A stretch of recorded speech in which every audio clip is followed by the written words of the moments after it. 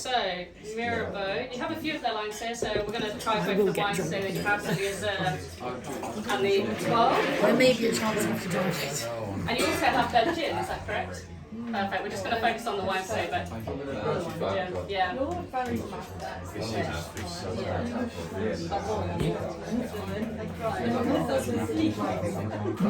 wow. They're buying it. Perfect. Tried it. Do you not like it or do you not like it? You should be okay. See how first. They were all probably theirs. Right, have you guys tried rosé wine before? Okay, MIRABEAU. Anyone know about anything about MIRABEAU? I think it's been on your wines for a while. It's from France. Yeah, From France, yeah. So it's from Provence region in France, super famous for its pink wine. And sort of does exactly what everyone wants out of their rosé because it's pale and it's dry. I'm sure everyone just asks you, what's the palest, what's the driest rosé? The drier the better, the paler the better. That seems to be the sort of fashionable trend at the moment. MIRABEAU itself, their aim was just to become the most loved Provence rosé brand in the world. Other brands probably include something like Whispering Angel, you might see around the supermarkets. Yeah. So sort of the same with Champagne.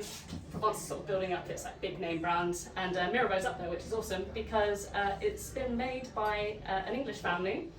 So Stephen and Jeannie, they basically decided to just pack up their life in the UK in 2008, fill up the car with their 3 children, and drive to the south of France and start a new life.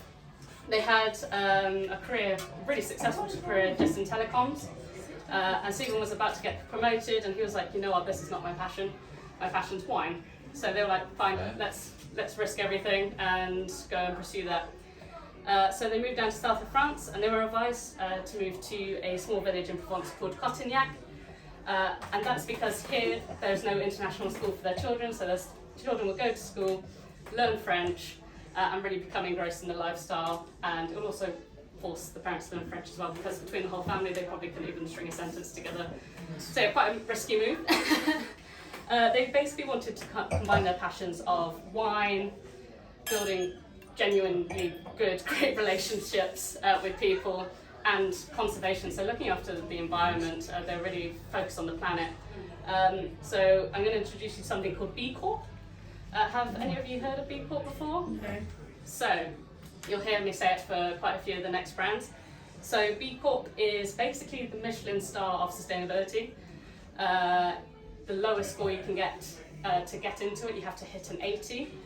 And that's, you have to be doing, it's not just about being sustainable to the planet, so it takes the business to take their profit, but prioritize, it sounds really simple, but prioritize the people and the environment at the same time that are funneling into their business. So it's not just about the environment, it's about looking after the humans around you as well and the wider community.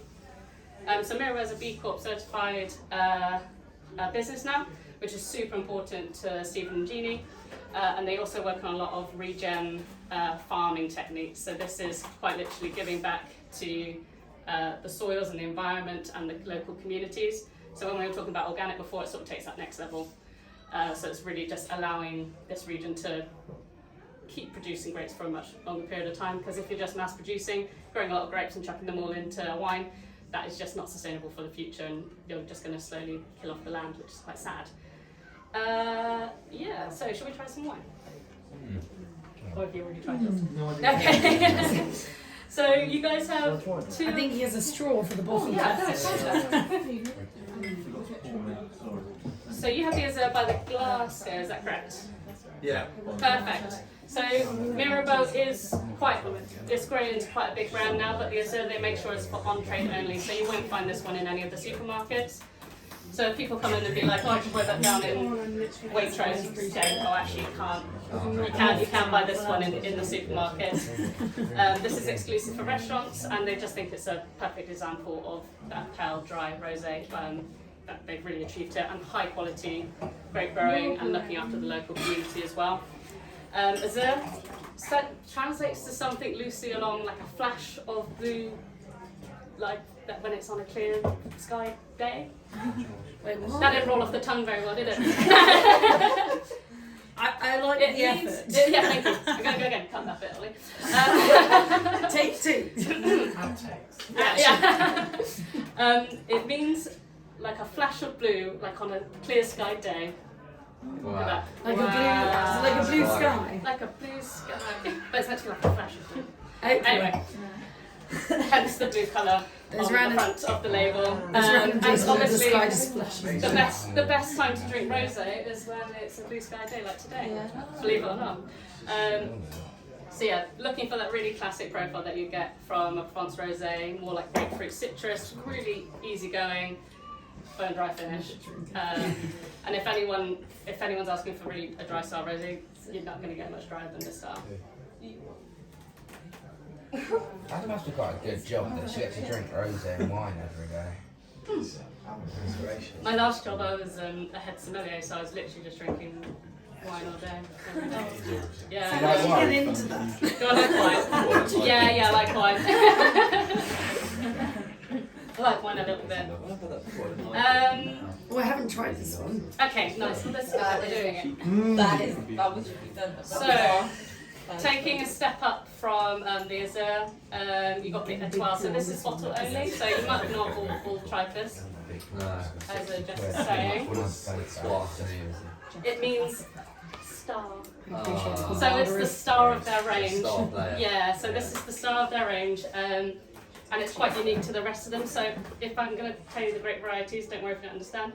So the main grape varieties made in Provence are Grenache, Syrah, and Sanso, and they're usually put into the blend in that order. So tiniest amount Sanso, usually more Grenache. Syrah plays around in the middle.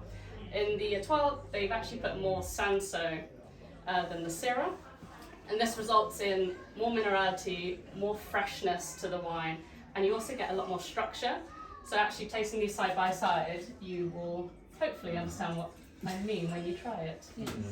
If you don't worry, and just don't say anything.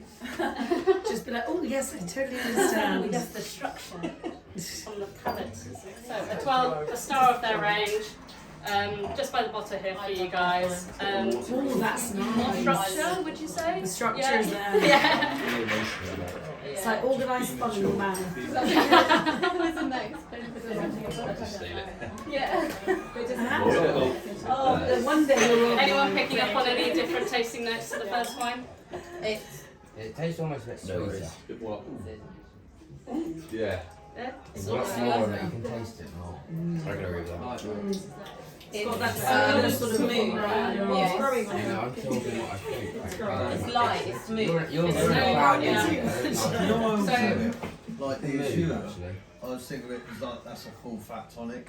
Yeah. this is like your skinny slim refinement. lime, or That's so true. It's you've got more smooth, it's, refined. You can taste. It's a more I could be delicate. drinking In like the, people. Less calories. it's not so Yeah. aggressive in It the. hasn't got that like sort of acidity, even though the Provence doesn't really have it. It's just pure. Yeah. Yeah.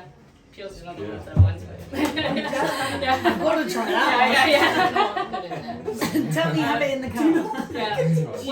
Words to definitely Do not throw avoid. this one away, ladies. It's expensive. Oh yeah. Oh yeah. You can do the sip and spit it out. Thank Well, you. well, if you're going to describe this wine to someone, and if you're comparing the two, words definitely avoid the sweetness, That because works if people on think me. it's sweet, then they'll get turned off with it straight away. That- Yeah, this is the expensive stuff, guys. This how would you simply can't go describe in the the difference? bucket. So, as I would say, this is your classic style Provence, Yeah. whereas your 12 the step up. So I would say this is a more gastronomic rosé, which is a great word for you guys. What is that? So it means it can sit on the table amongst people eating loads of different foods, and it'll fit in.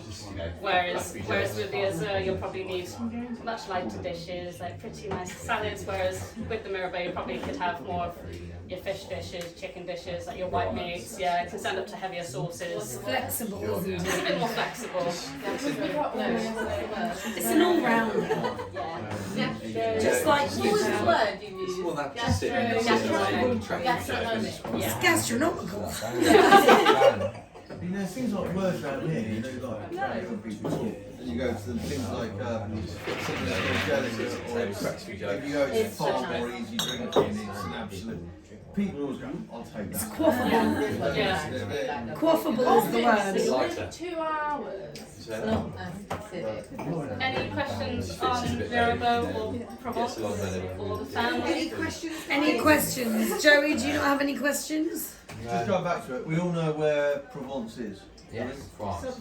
Near Saint Tropez, where Joey vacations.